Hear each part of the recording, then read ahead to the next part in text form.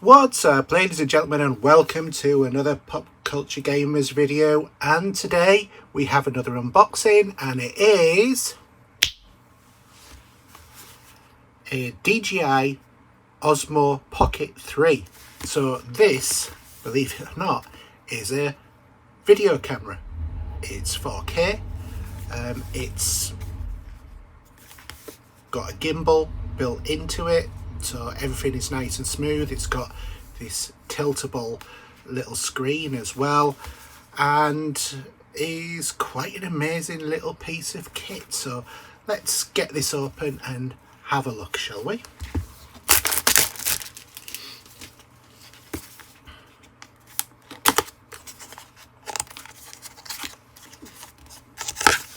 So we've got lots of things in here.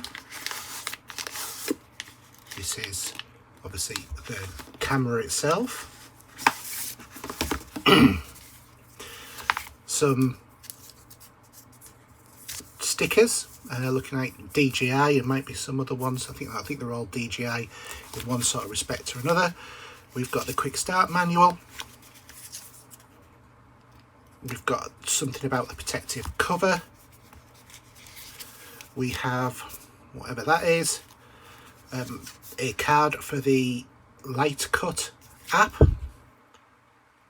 whichever version that you want, and that is the safety guidelines for the camera. In this box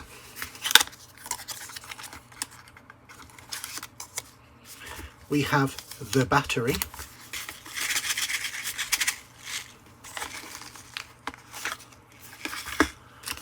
We have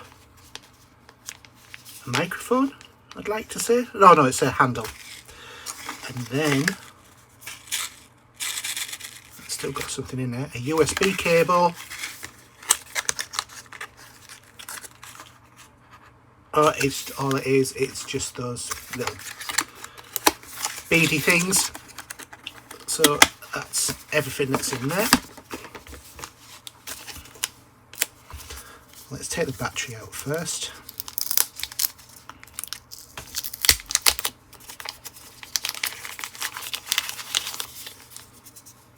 So there's the battery.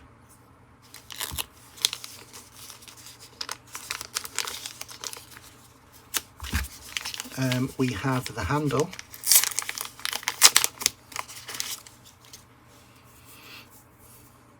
Normal one of those sort of cord things. And then the final thing. Here is the camera together with its holding case.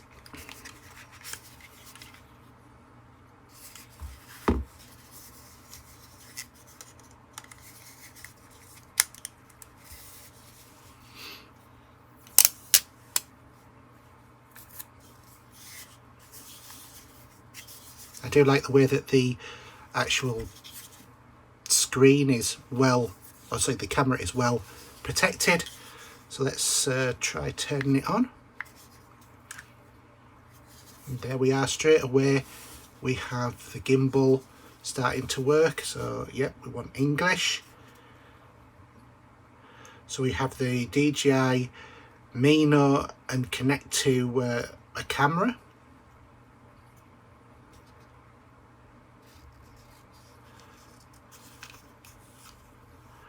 So, as we can see here, we've got the swipe from the left edge to go to playback. There's no SD card in here at the moment. This side we've got Pro mode, and we can do glamour effects and image. So we've got gimbal, and we can turn it around to sort of like look at ourselves as well. And as you can see, the gimbal works quite nicely.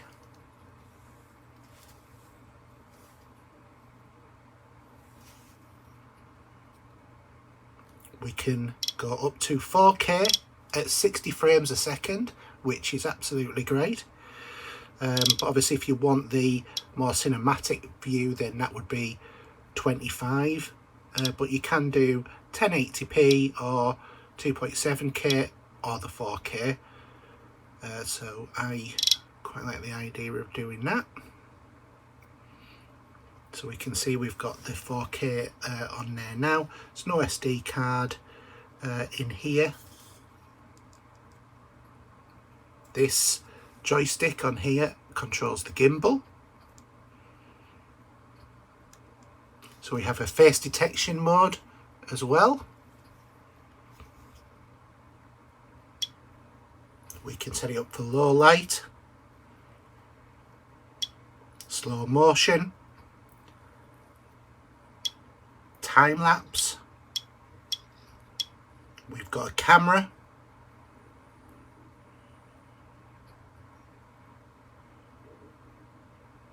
And this gimbal rotate is absolutely quiet. You can't hear it at all.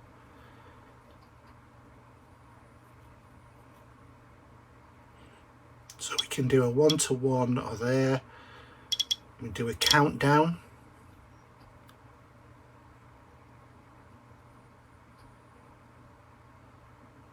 We can set the auto exposure, the white balance.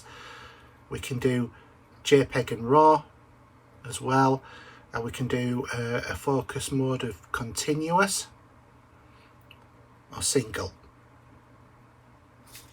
We can push a joystick up to zoom, or pull it back. Then we've got all of these other sort of modes. Custom mode. We've got the screen rotate and capture sort of mode, and that's kind of thing there.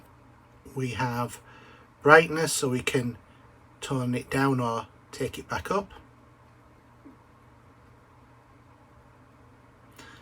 Enable or disable tracking or selfie tracking. We can use wireless mics, so we can plug those in and they'll work absolutely fine. Normally it's probably best to have the DJI one, but I'm sure other ones will work. Gimbal direction, we can tell it to go in whatever direction that we want it to. Choose a shooting orientation, so at the moment this is set to be on just normal landscape, whereas we might want to do portraits, so if you're using TikTok, something like that. So then we've got rotational speed, slow to fast or default. Be interesting to see what that actually looks like. And then we've got the follow mode is suitable for most scenarios, including vlogs and selfie videos. Or we can have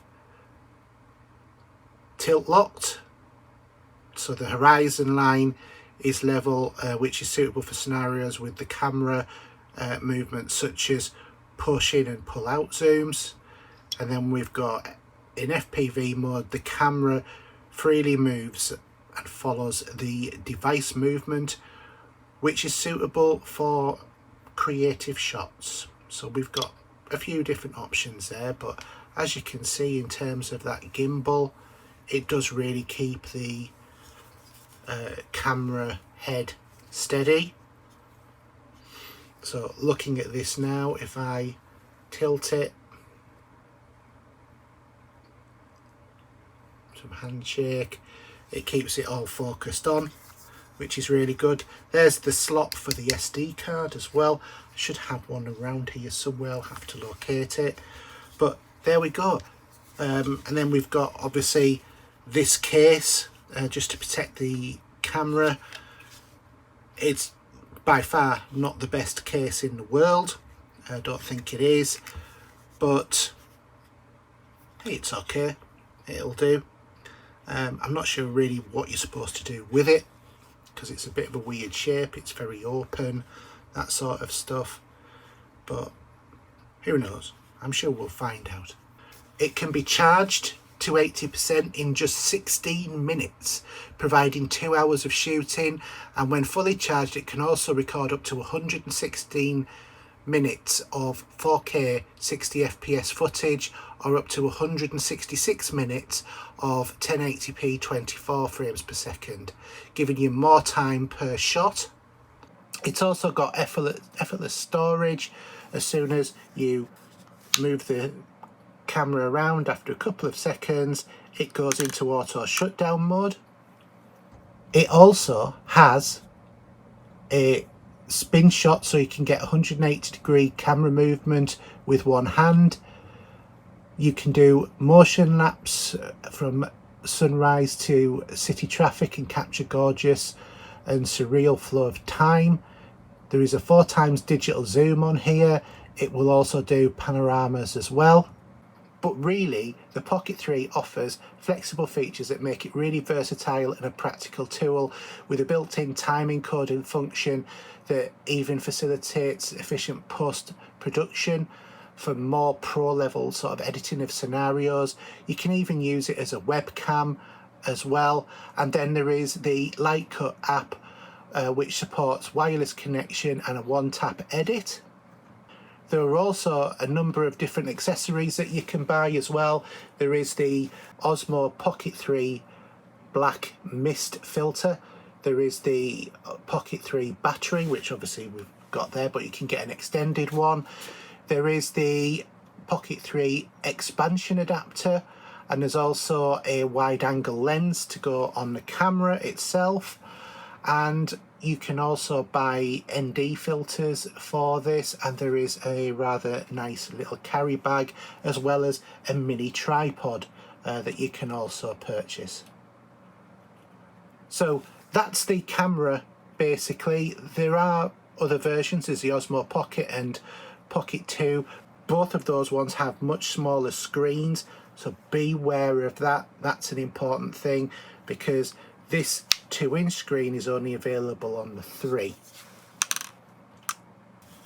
And then when you've finished, obviously after you've turned it off, all you need to do is just put it into its handy little case, like so, and then it will remain protected. Obviously it doesn't protect the whole thing, as you can see there is a gap, but it came with it, and these sort of things normally don't, so at least there is some protection there for when you're not using your camera.